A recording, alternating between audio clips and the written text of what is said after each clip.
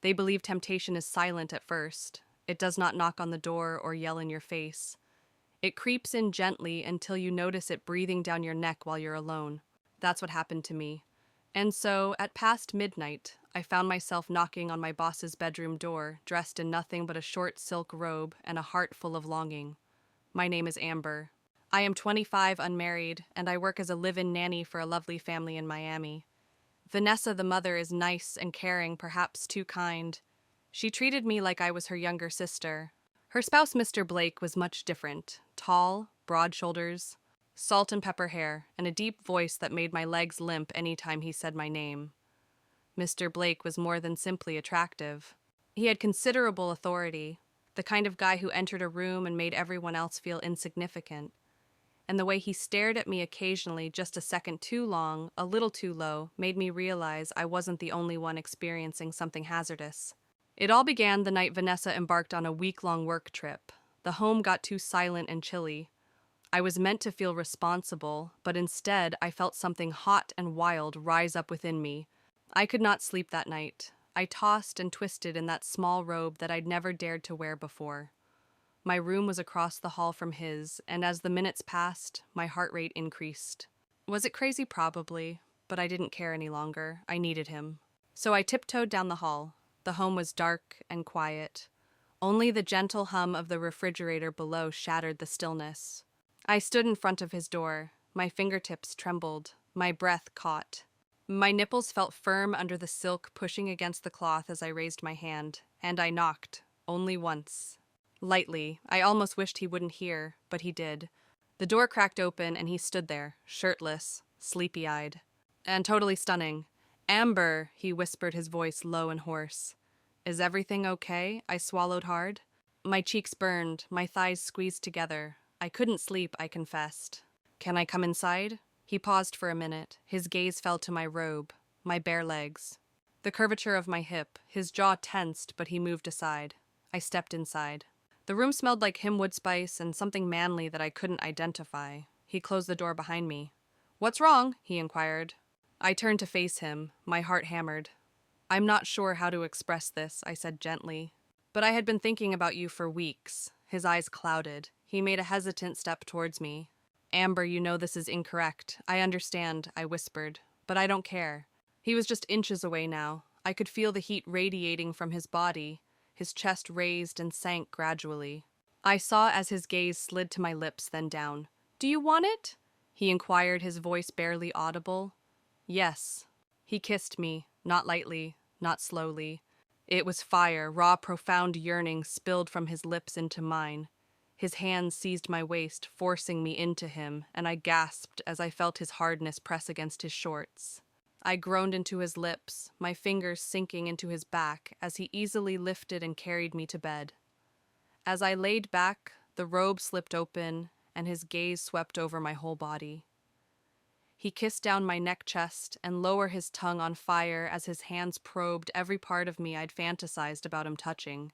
I wasn't thinking anymore. I wasn't concerned about Vanessa, right or bad. All I knew was that I was finally eating what I had been desiring.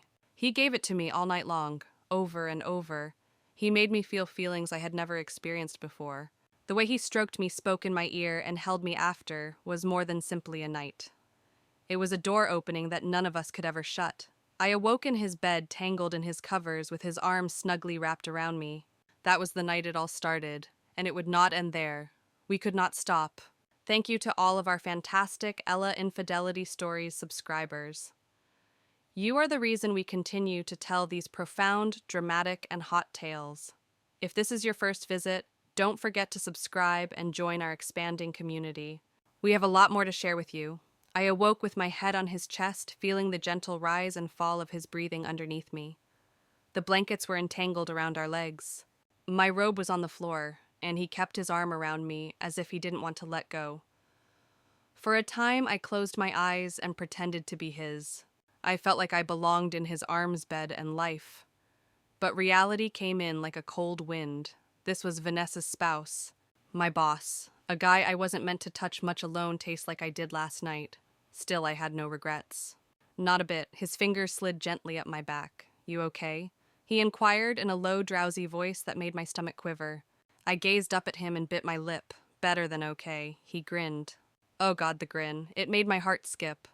I hadn't expected that he replied, stroking a strand of hair off my face. I did not anticipate you. I moved over softly, straddling him, and the blankets fell to my waist. I went in and kissed him again gently this time, savoring the lips that had destroyed my night before. I'm not finished with you, I said, trailing my fingertips down his chest. He sighed gently, and his eyes darkened again. You are dangerous. No, I said as I moved down the bed, caressing his stomach before lowering. I am yours. He sat up slightly, but I pushed him away with a grin. He knew what I was about to do, yet he did not stop me. I wanted to satisfy him. I wanted him to remember me whenever he closed his eyes. I took him into my lips gently and teasingly. His fingers knotted in my hair as I moved my tongue, and lips synchronized, and my hands held him tenderly but firmly. He groaned. A deep primal sound conveyed all I needed to know. Amber, he gasped. God, you're feeling great. I did not stop. I gave him everything, slow, deep, wet, and passionate. I wanted him to lose control, and he did. His body clenched. He let out a loud sigh and grabbed the blankets with both hands. I swallowed everything, staring up at him the whole time, and as I slid back to sleep next him, he drew me in and muttered something I'll never forget. No one has ever made me feel that way. I blinked, not even your wife. He did not respond straight away. Then he looked at me, solemn yet vulnerable all at once. Vanessa and I have not been close in a long time. She's busy. I am always exhausted. We seldom kiss anymore. I bit my lip. I did not want to feel sorry for him. I wanted to avoid feeling anything, but it was too late. I said, she's lucky. No, he said, sliding his fingertip over my lips. I am the fortunate one. We remained in bed for hours, talking, kissing, touching. We kept making love as if we were trying to make up for all of the lonely nights we'd experienced. But the early light soon filtered through the drapes. With it came guilt. I snuck out of his bed and returned to my room just before the kids awoke. I stood in front of the mirror, gazing at my swollen lips, red markings on my neck, and flushed cheeks. I resembled a different lady, a lady who had crossed a line she couldn't cross back. And the weirdest part, I wanted to cross it again. That day we attempted to behave normally, breakfast, school drop-off, and cleaning the home. But the glances we exchanged were full of heat. In the kitchen, he pushed by me and said, "You're all I've been thinking about." He kissed me against the laundry room door while no one was watching. By the evening, we were unable to keep our hands to ourselves. I returned to his room before supper, and he drew me into his lap as if I belonged there. That week, while Vanessa was gone, we got hooked to each other. We did it in the shower, on the living room sofa, in his office. Even at the pool, late at night under the stars, it wasn't simply sex, it was about passion. Lust, hunger, each kiss was deeper. Every touch is more urgent. We both knew we were playing with fire, but we were unable to stop. We did not want to quit. I was in his arms again that night. His muscular hands grasped my waist as he thrust into me slowly and deeply, as if he was trying to remember the sensation of me. Our bodies moved in perfect time, sweating and tangled under the blankets. Every groan from my lips was devoured by his mouth, and every gasp was met with a push that made me forget where I was. It was more than just desire now. It felt dangerous. It seemed like I belonged in his bed, like if I'd always been supposed to be here, rather than simply the nanny. "Amber," he said, his voice full of longing. "You are driving me mad." I grinned in the dark, still riding him gently and hanging on to the tension that had grown between us like a storm. "Good," I murmured into his ear. "I want to ruin you," so I did, night after night. We were reckless, desperate, and totally hooked. But what about playing with fire? It always manages to burn you. It occurred on Thursday. I was singing to myself as I packed the kids' lunchboxes in the kitchen, wearing nothing but a loose tank top. He had just kissed me against the refrigerator and murmured that he wanted me in his office after the kids had gone. I smiled, my body already longing for him. Then the front door opened, and everything broke. "Hey!" Vanessa's words echoed down the corridor. I froze. So did he. She was meant to return on Saturday. But there she was strolling in with her bag and a weary look, like if she hadn't just returned early from a business trip to keep our secret. "Oh my gosh," she said, extending her arms to the children. I've missed you all so much." I turned quickly and attempted to conceal my face, my heart hammering. He moved closer and embraced her uncomfortably before kissing her cheek. "You're back early," he replied, attempting to seem casual. "Yes, the past 2 meetings were canceled. I thought I would surprise everyone." She turned to face me. "Amber, I really appreciate everything you did while I was gone." I nodded and forced a grin. "Of course. It is always a delight." But within, I was screaming. I did not even have time to wash the bedding. That afternoon, everything seemed odd. He scarcely glanced at me. She remained close to him, putting her arms around him, and laughed loudly as if she were recovering her position. I felt invisible, forgotten. But later that night, when everyone had gone to bed, I heard a gentle tap at my door. That was him. I opened it cautiously. He stood there in sweatpants and a tight shirt, looking guilty and hungry. "She kissed me," he explained, "and I despised it. I didn't say anything. I just dragged him inside and closed the door. He took me right there against the wall. Fast. Rough. Silent. His palm over my lips as he repeatedly buried himself deep within me till I collapsed in his arms, clawing at his back. "I missed you," he moaned into my neck. "I had been thinking about your lips, hands, and voice. Everything." I went to my knees and took him into my mouth again, exactly as I did the previous time. He slumped back against the wall, moaning as his fingers gripped my hair. "Amber OFK," he said. "You feel better than anything I've ever experienced. Nobody has ever done this to me." His comments compelled me to go deeper, slowly tormenting him until his knees nearly gave out. He came in with a loud groan, attempting to be silent, but I knew she would hear something if she was awake. He kissed me as if he didn't care anymore. But I did. I cared too much. I should have stopped. I should have left that night when he came into my room and kissed me like I was the oxygen he breathed. But I did not. I allowed him back into my body, into my heart, and deep into my soul. We made love as if we were famished. His lips touched my flesh.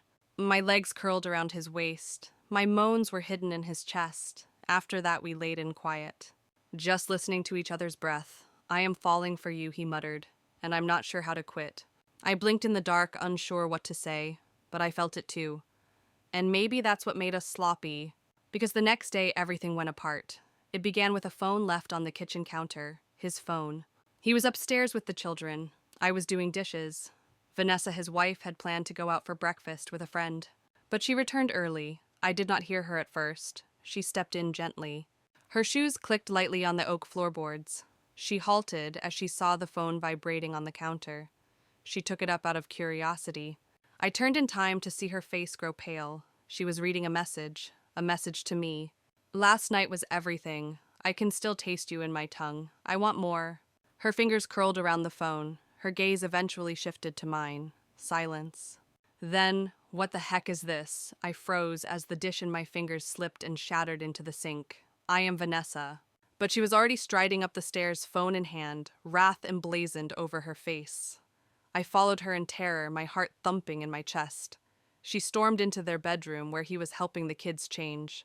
"Have you been fucking the nanny?" He turned astonished. "Vanessa, please wait." She hurled her phone at him. "Don't you dare lie to me." The youngsters gazed perplexed and terrified.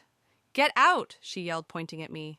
"Vanessa, get out of my home." I stepped away, terrified, ashamed, and sad. I packed my stuff in 10 minutes. He attempted to follow me out. I tried to talk. But she stood between us like a storm, protecting what remained of her pride and family. I walked out, just like that. The affair was finished. But what about the damage? It was finished. Weeks have passed. I got a tiny flat and took up part-time job elsewhere. I kept my head down. I tried to forget how he made me feel. He caressed me as if I was the only lady in the world. One night my phone vibrated. That was him. "She's gone. We took the kids. I filed for divorce. I've lost everything save my memories of you." I looked at the screen for a long time. Tears welled in my eyes. I wanted to respond. I wanted to communicate that I missed him, that I was still dreaming about him, that I could still feel him within me, but I did not. I switched off the phone and cuddled up in bed. Because some love tales are intended to be brief, naughty, and memorable, like ours.